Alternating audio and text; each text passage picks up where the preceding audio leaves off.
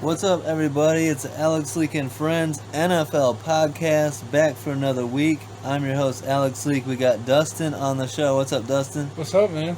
Good to have you on. Thanks.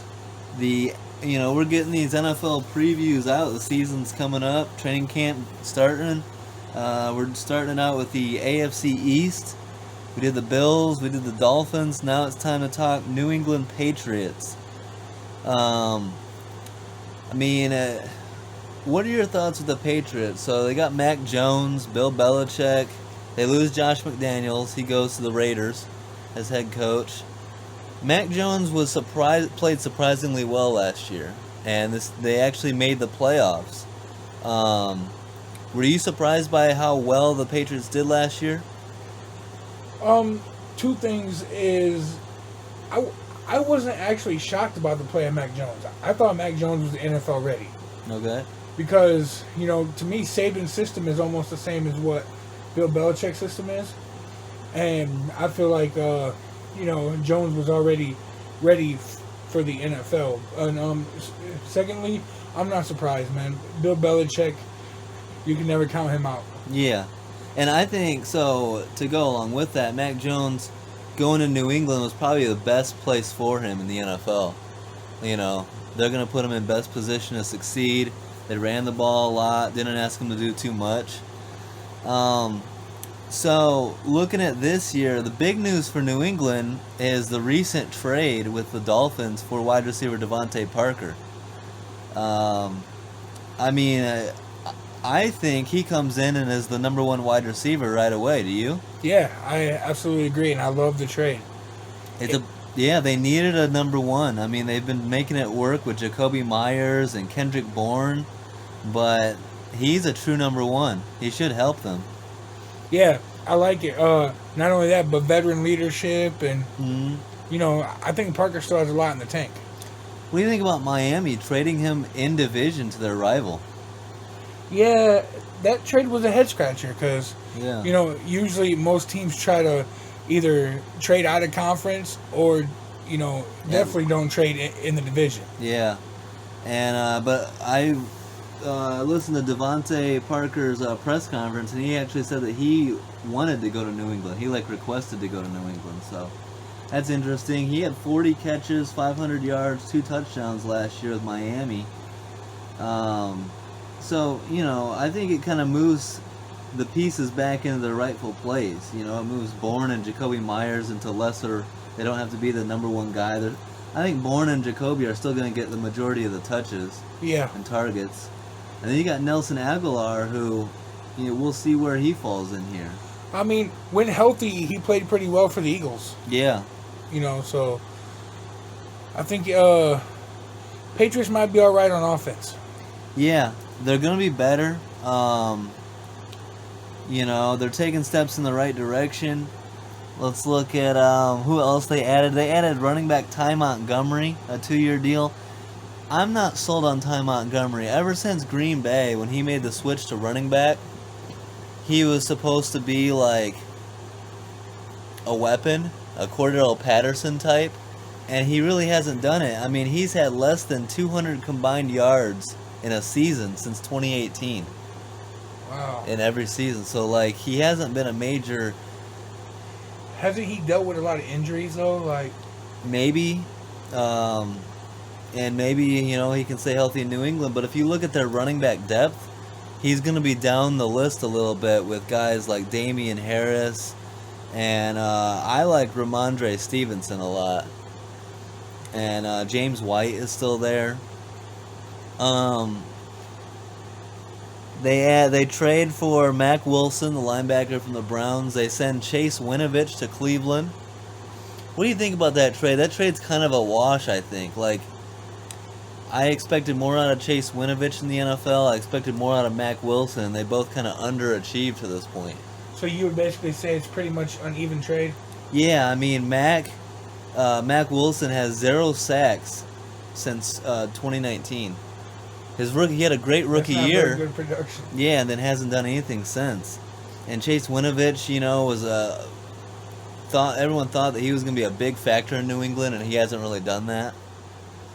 What do you think? This is a big story. Malcolm Butler, who went from Super Bowl hero to being benched in the Super Bowl against the Eagles, and that was a big story, to getting, leaving New England, and at that point, thought that he was never going to be back again, goes to the Titans, was supposed to play for the Cardinals last year, but then retired before the season started for a mental health break, and now you got Malcolm Butler returning to New England on a 2-year deal. What do you think of that? Yeah, it's interesting. I mean, he can still play, right? Like, last time I seen him, he was an above average cornerback. So. Yeah, I mean, when he was on the Titans, he was a starter. Yeah. And he's expected to be a starter here in New England, along with Jalen Mills and those guys. He's solid. Yeah, and they lost like J.C. Jackson. That's a big loss. That's a big loss. I think that's part of the reason they bring in a guy like Malcolm Butler. They bring in corner Terrence Mitchell on a 2-year deal, who actually wasn't bad last year for the Texans. Yeah, he played well. Yeah, so, we'll see there. Looking at their draft here for New England, in the first round they take guard Cole Strange out of Tennessee Chattanooga. A strange pick here for New England in the first round. What did you think of this one? This one shocked, all the experts as well.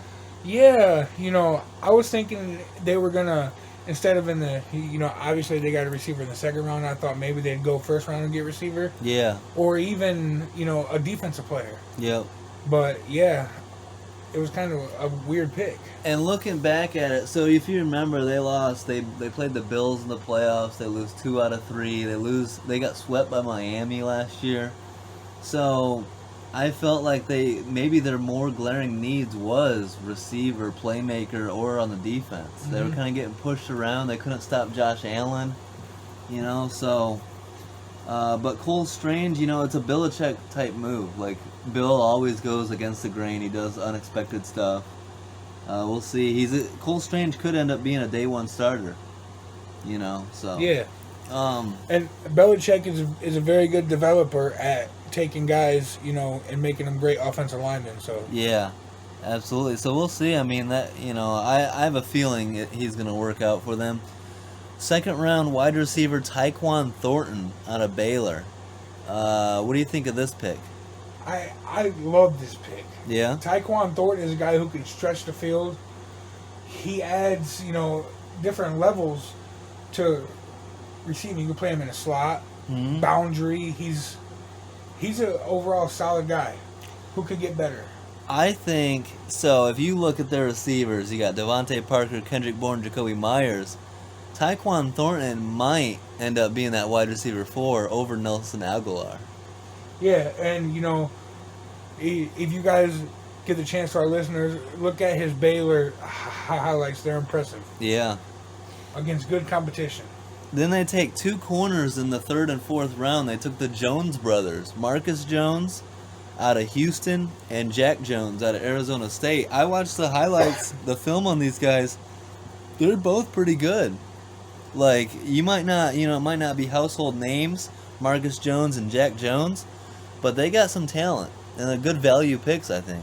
Yep. What about running back Pierre Strong out of San Diego State?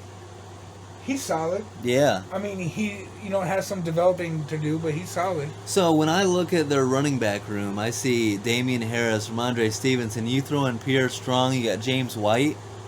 Where does Ty Montgomery fall in there?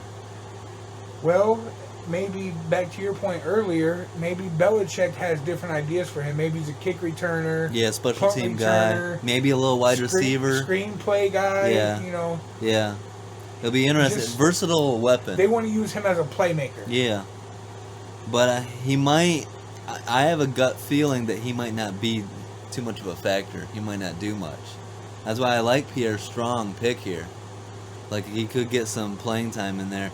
But I like the Patriots, what they're building in the running back room. I mean, I'm a big Ramondre Stevenson fan. I think he's going to end up being a guy. Me too, also. I feel like he took a big step forward. Yeah. He's going to... To me, he's running back 1, and he should be over Damian Harris. Yeah, but, they'd like to run running back by committee more so nowadays. So I think Damian Harris is still going to get his touches. But I agree. Stevenson's got like the arrow pointing up more so. And we're forgetting about James White, a receiver a running back with great hands. Yeah, veteran, you know. Out of the backfield. He's a weapon. He's great for that running back room, you know, to have a guy like him. And then lastly, quarterback Bailey Zappi in the 4th round. Where did he come from? Out of Western Kentucky. Western Kentucky, a raw prospect but a high upside. Kind of surprised they drafted a quarterback with Mac Jones. They just took Mac Jones last year, Brian Hoyer. But you can have Zappi be 3rd string and bring him along slowly, you know?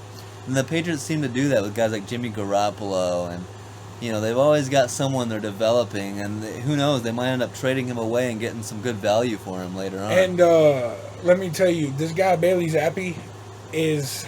I watched a couple of his games. I seen a game where he passed for 6 touchdowns. Yeah. This guy's a damn good quarterback. And I think he just finished on a list not too far behind Colt Brennan and Joe Burrow. I think he had like 50-something passing touchdowns this past season. Yeah. Don't quote me on that, but I think that's true. I think he had a major year, yeah. Yeah. I saw something. It might have been like 60 touchdowns. It was something crazy. But...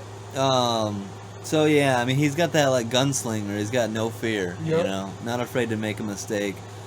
They lost. Let's look at their. Yeah, 62 touchdowns. Yeah. And 11 picks. That's Unreal. It. 70% completion percentage. Now the degree of difficulty, who you're going against, you know, goes way up at the NFL. But the Patriots can afford to bring him along slowly, develop him the right way, and you know, who knows? Especially Belichick. This is perfect for him because he gets to sit back and take the coaching and pay attention instead of having all that stress on his shoulder being a starter. Yep, absolutely. One of the things I didn't see I kind of forgot about it on draft when the draft is going on. The Patriots sent quarterback Jarrett Stidham to the Raiders. Did you see that? No, I didn't even notice that. Yeah. So I like Jarrett Stidham. He's a good backup, and now he goes to Vegas, back up Derek Carr. So that's maybe another reason why they took Bailey Zappi. They lose running back Brandon Bolden. They trade N'Keal Harry to the Bears. And being a Bears fan and being a N'Keal Harry fan when he came out, I was one of the guys that was saying, look out for N'Keal Harry. He's a hell of a prospect coming out of Arizona State. Yeah. But he never really made it, never really became the star in the NFL like I expected. Or New England really expected. They trade him to the Bears. I don't think it's a major loss. You know, they replace him right away with Tyquan Thornton, who I think is an upgrade. They got Devontae Parker. You think Tyquan Thornton's an upgrade over N'Keal Harry? I kind of do. You got to see the kid play first. Yeah, well, just looking at his Baylor highlights. Yeah, I mean... I'm just as high as I was on N'Keal Harry when he came out. I've soured on him of late, and I saw that he's Pro Football Focus, who I'm not a big fan of, but they rated him as a really good run-blocking receiver. And so maybe that's what the Bears are thinking is, you know, we're going to run the ball a lot. Let's take a 7th-round flyer on a... He has a big frame, don't he? Yeah. Isn't he like 6'4"? He's a big body. I thought that he was going to be a number 1 go throw it up, go get it receiver, but he never really panned out. Yeah. So we'll see, but I don't think that's a major loss. They do trade Shaq Mason to the Bucks. That is a decent loss. They lose center Ted Karras to the Bengals. Jamie Collins. Look at the linebackers they lost. Jamie Collins, Dante Hightower, and Kyle Van Noy. Yeah, that's... And J.C. Jackson, those are all four of their stars on defense. So as of right now, but their linebackers don't look that bad. I mean, you still got Matthew Judon. Still got Jawan Bentley. Remember him? Yep. Josh Uche. Raekwon McMillan. And Mac Wilson. Oh, you know, not bad. Yeah, but I mean, at one time, Jamie Collins was leading the team in sacks. The crazy thing to me about that is that Jamie Collins and Dante Hightower are still free agents. There's many free agents out there that are surprising still. It's like, what are these teams waiting on? Yeah. And Hightower, there's teams interested from what I hear. The Packers are interested, the Raiders. And a potential maybe return to New England is still on the board for Dante Hightower. Kyle Van Noy goes to the Chargers. J.C. Jackson to the Chargers, so that's a big get for L.A. there. That's a big loss for New England, losing J.C. Jackson. But they bring back Malcolm Butler, who's not J.C. Jackson, Jalen Mills. So I can see why people are kind of like, did this team get a little worse this offseason? I'm not sure. I like their draft class, though. So we'll have to see on New England. And then, of course, we got to talk about Josh McDaniels, the play caller, going to Vegas as the head coach. And last I heard, Bill Belichick might be calling offensive plays. Which I like that a lot. Yeah. So. But my question is, though, would he trust his new offensive coordinator to put his hands on Mac Jones, or is that going to be 100% Bill? I mean, as of right now, the OC is vacant. There is no offensive coordinator. Okay. So. Wow, he hasn't hired anybody yet? No. So. Training camp starts in 2 weeks. Bill might be saying, I'm gonna run this. That would be incredible. Yeah. I'm interested to see how that goes. And this is a team that I want to see them get back to where they were. I know that, a lot of people say it's Tom Brady. It's the reason New England was so good, but I think Bill Belichick, if you remember last year at one point, the Patriots were like the favorite to go to the Super Bowl in the regular season. They were on a big winning streak. They were beating everybody. They were playing great football. They kind of sputtered out towards the end, but I'm interested to see if this team, that's why I can't count the Patriots out. We talked about the Dolphins and Bills both with playoff expectations. I got to put New England right there with playoff expectations as well. Yeah, I'm thinking something different, man. The defense worries me. You lost some big-time stars. On film, the defense was was a major reason why they didn't beat Buffalo. The second time especially, and then the playoffs was just terrible. And then, you've seen when they faced a team like Indy with a running game. Jonathan Taylor wore them crazy down and then hit that home run on them late. Yeah, and it's the defense scares me, especially in that division, man. That's tough. It's big losses. The biggest thing is J.C. Jackson. Losing him is a big loss. And can they overcome that? They didn't really replace him unless Malcolm Butler balls out. But you take a year off, you expect a little bit of a fall off. Because I guarantee, and I'm writing this in stone, they go 0-2 against the Bills. Well, so that's the thing. They got swept by the Bills in 2020. They split with the Bills last year, but then lost to them in the playoffs. And they got swept by the Dolphins. They've actually now lost 3 straight games to the Dolphins. So that's worrisome, because if you're trying to make the playoffs, you don't want to get swept by the Dolphins along the way. And then in a very tough division. And then the big question is this: can they continue to develop Mac Jones? Do you think Mac Jones continues to take steps in the right direction? Does he have a better year 2 than he did his rookie year? He had a damn good rookie year. You would have to think so, because there's no signs of him that he would have take a step down. And then you add Devontae Parker, a true number 1. I think Mac Jones has an even better year. I think the offense is good. Like I said, my concern is them not being able to stop the run, or the DBs are solid, but losing J.C. Jackson, it's hard to get around. What are they going to do against Tyreek Hill or Stephon Diggs, or even Gabriel Davis? And Gabriel Davis. Waddle. Knox, Yeah. Yep. So it'll be interesting. I think Marcus Jones and Jack Jones, keep an eye on those 2 guys this year. I think they're going to end up being names that you're going to know. At least one of them. Do you think one of them's an instant starter? They would almost have to be, right? They're kind of short-handed right there. They could be, yeah. How good is Jonathan Jones? I know Jalen Mills is decent, Malcolm Butler. Terrence Mitchell could be a starter. But Jack Jones and Marcus Jones are going to end up being some guys, I think. And they got 3 Jones in the secondary, by the way. So we'll see. And then if you look at their schedule, let me pull up their schedule real quick. This is what worries me. Look at weeks 1 through 4. At Miami, at Pittsburgh, home to the Ravens, at Lambeau. at Green Bay. I mean, if you get out of that 2-2, similar to Miami with the way they start the year, if you get out of that 2-2, that's a win. They could easily be 1-3. Even 0-4, dude. Potentially. That's rough because, I mean, you have to go to Lambeau, to Miami, and to Pittsburgh. That's hard to do. Yeah, so maybe they beat Pittsburgh. Maybe they beat Baltimore at home. Your best bet here is 2-2. After getting swept by Miami last year, losing 3 straight, how are you going to go into Miami week 1 and get that win? But maybe Bill Belichick outcoaches the shit out of Mike McDaniel. Maybe. Yep. And then week 6, it could be the return of Deshaun Watson in Cleveland. That would be fun. Yeah. That's something to keep an eye on. But if it's 6 weeks, then he would just miss it. There's a loss.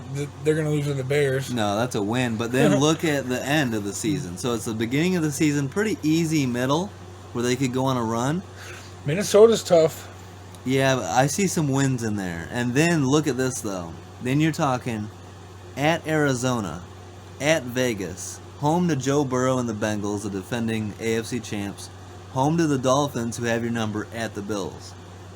That's a tough finish. I think they beat Arizona just because that's not a end of the season team. But Vegas is going to be tough. Bengals, Dolphins, and Bills, obviously. So these are going to be key games. Week 17, week 1 against Miami. This one against Buffalo. So it's going to be interesting. What's your gut telling you on New England? How many wins, and are they going to make the playoffs? I mean, what did you say for Miami? 10 wins? Between 10 and 9. Yeah. 9 and 10. Yeah. What about New England? 8 and 9? See, I would have to go 8 and 9. Yeah, you can't put them down 6 and 7. They're going to be competitive. That's a tough schedule. It's a tough division. Because I feel like New England is going to get one over Miami, and they should split Buffalo. I don't think so. I think so. I think Buffalo is going to go on something historic. So I was looking back at film of last year. Do you know that at one point last year the Bills were 7-6? Yeah. So they're getting a ton of love. I just don't know that they're ready to go 14-3. You know what I mean? I agree 12-5 is doable, but 14-3 and so what if they find themselves at some point sitting at like 6-5? So it's hard to say. And the NFL is so good at everybody eating their own, and you end up with like more losses than you would have thought. Well, yeah, and I mean there are unexpected losses against teams that you wouldn't think they'd lose to. Yeah. Like last year when Indy went in Buffalo and just ate them alive. Yeah. Again, Jonathan Taylor went in there and just tore them up with over 200 yards total offense. With Carson Wentz, not a loss you saw coming, but it'll be interesting. So I just like Josh Allen. That's me, man.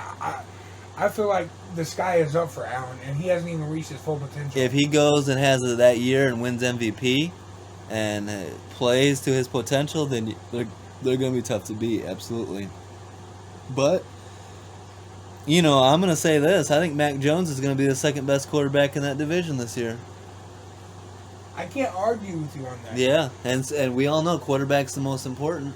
And that's just because we don't know what Tua's going to be. Yep, and Zach Wilson's still going. And I think the Jets are a couple pieces away still. They're still building. But I think Wilson gets better. Yeah, I do too. I think Tua gets better. How do you not with Tyreek and Jalen Waddle? Tell me how many wins for the Patriots. So you're saying third place? I'm going to go with 8. 8? Solid 8? No 9? All right. I am going... Well, wait. Let me say our schedule one more time. Yeah. Before I make this final call. So the Jets twice, Chicago, SW, Lions. Okay. I'm going to say between 8 and 9. Yep. And I mean, if you look at it, me and you agree, I have 8 to 10. Ooh. 8 to 10 wins. The battle for second place, I think it goes right down to the wire between them and the Dolphins. Yeah, it's going to end up being that second game against Miami is going to be huge. Yes. And that's why I can't for the life of me understand why you would give them Devontae Parker. If you're the Dolphins and you know it's going to be a tough battle, and maybe you're drinking your own Kool-Aid saying we beat the Patriots 3 times in a row, they're not a threat, and you're just going to give them Devontae Parker when that's one of their biggest weaknesses is weapons. Do you think maybe they had to let Parker go to make this Tyreek Hill thing work? Well, I think they needed to move on from him, but I wouldn't have sent him to New England. I would have sent him. I would have said, "Look, I know you want to go to New England. We're gonna put you anywhere else. We'll send you to the Jets, but we don't care. Just not New England or Buffalo. Yeah. You know." Oh, if he would went to Buffalo, it'd be a wrap. So Patriots are interesting. You know, like they're kind of hard to figure out. I can't put them worse than 8 wins, and so I think 8 to 9 is a good spot. I agree with you. My thing is, man, it still always comes down to Bill Belichick, bro. You can never, ever, ever count him out. It doesn't matter what kind of roster he has. Them boys are going to play for him. Are we not putting enough? How much of a loss is Josh McDaniels? A lot. So, if Bill Belichick does call plays, is there any chance, is there any shot that he might struggle at calling offensive plays? Well, that's what I was saying is it's a hard job to call offensive plays and coach the players. Yeah. You know what I'm saying? Because, like, you're trying to develop a quarterback, but you got to focus on your scheme for the week. And on, like, I mean, you know, head coaches come up with schemes, but it's mainly the offensive coordinator and defensive coordinator that come up with schemes for their units. That's the thing is that Bill Belichick, the one thing that he does better than anyone else is he knows how to play to the strengths of his team. And so if he is calling offensive plays, he's going to do so with the idea of resting his defense, running the ball, playing ball control. You know, he's going to do whatever he does, it's going to be to the benefit of the entire team. Not the entire team, but you got to think of, like, the strength of Mac Jones. Yeah, exactly. What is Mac Jones' strength? I mean, let's not wing it 50 times. If you run the ball, that's going to open up the passing game all day long. Play action, roll out, you know, and stuff like that. And Mac Jones is sneaky, underrated athletic. Yeah. So. Pretty accurate, too. Yeah. So the biggest things that I see, I agree. When I looked back at some of the tape, their defense needs to play better and show more heart. There was a couple against the Bills the second time. They allowed a couple 4th down conversions that really crippled them. And then some turnovers from Mac Jones that if he can clean up the turnovers, protect the ball even a little bit better, then they're going in the right direction. And I think Bill's going to work on that because, you know, they're going to have their one-on-ones and he's going to come out and be like, look, this is what your issue is and we're going to fix it. He's going to put the emphasis on it. And then if Ramondre Stevenson can take the next step, maybe they got a hell of a 1-2 punch at running back. Yeah. So, along with Devontae Parker, so I agree. The offense is going to be the strength. Question mark on defense, and we'll see if the defense can rebound. We agree, 8 to 9 wins. I'm going to put a little 10 question mark in there. I can't bury the Patriots yet. And if I'm going to make a prediction right now, I've got the Patriots finishing 2nd in this division ahead of the Dolphins. And people are going to get mad at me. People are going to be like, on paper, the Dolphins are much better. It boils. I agree that the Dolphins have more talent. But Bill Belichick is all the way up here as far as trust for a head coach. Mike McDaniel is all the way down here. He's got to prove it. That he can beat Bill Belichick. Brian Flores is a former Belichick disciple, was 4-2 against him. Brian Flores was the key to beating the Patriots. Mike McDaniel, that's a different ball game. Another hot take. The Patriots might sweep the Dolphins this year. Ooh. Ooh. Man, Miami fans are going to be coming at you really bad. Yeah, but not too many of them are going to be listening to the Patriots preview, so I'm safe. I mean, you know, the Dolphins hate the Patriots. But anyways, what do you think on that? I mean, coaching matters in the NFL. Coaching does matter, but so does talent.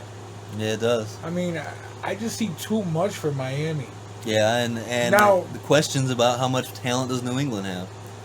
At the end of the day, though, there's still questions with Tua. Mm-hmm. Like we've been saying, if Tua don't take that next step, Miami don't even make the playoffs. Yeah, and they got to accentuate Tyreek. You know, you got to put Tyreek in position to be successful. you gotta, learn from what Andy Reid did. Yeah. I mean, use his speed. There is no DB in the league that can catch him. Mm-hmm. Use his speed. So, it'll be interesting. We're on the same page with some minor tweaks. I mean, I'm more confident in New England than Miami. You're leaning Miami over New England. So, this division is going to be a lot of fun.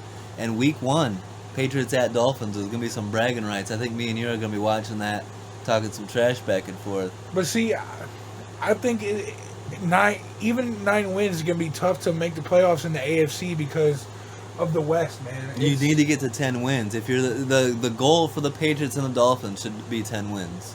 Yeah. And because Buffalo likely is winning this division, so you got to compete for. We got to get one of those wild cards. I'm throwing all my eggs in the basket. Every single thing I own, I'll put it on the line. Buffalo Bills are winning the Super Bowl. I'm sorry. Oh, the Super Bowl. See, Yes. I thought you were gonna say the division. I was gonna be like, agreed. The Super Bowl. We'll see on that one. They have to, man. They're the most talented team in the NFL. Well, let's start with winning the division for the 3rd straight year. Hey, you got to do that before you can win a Super Bowl. So let's see if that happens. Then we'll talk come playoff time. But it was a good one. I mean, the Patriots are a big question mark going into this year. Yeah. How big of a loss is Josh McDaniels is a big question. We're going to find that out early. Yeah. Yeah, like I said, the weeks 1 through 4, Patriots better be ready to bring it. Who's the Patriots defensive coordinator? Let me look at that real quick. So Steve Belichick, the kid, Yeah. and Gerard Mayo, former linebacker. Okay. The co-DCs. So father and son. Yep, father and son here. So, and then if you got, we've never seen really Bill be offensive coordinator. I'm looking forward to that if that actually happens. Yeah, 'cause isn't he usually a defensive guy? Yeah. But he's just so smart, man. Yeah, you can't doubt Bill Belichick because he's gonna bring it. So, all right. Well, I like that one. I think that we wrapped it up pretty well. That's our Patriots season preview. 8 to 10 wins, 8 to 9 wins, battling for second place. I say Patriots second. You say Patriots third behind Miami, but I mean, a one game is probably gonna separate those two. Maybe even fourth. I'm pretty high on the Jets, too. No way. I'll go ahead and say this. No way. I like the Jets draft, Don't say the man. Jets are gonna finish ahead of the Patriots. Come on now. We're going to talk about that next, but, it's going to be cool. Alright guys, I hope you guys enjoyed it. Don't forget to like, subscribe, leave a comment. We're going to keep these coming out.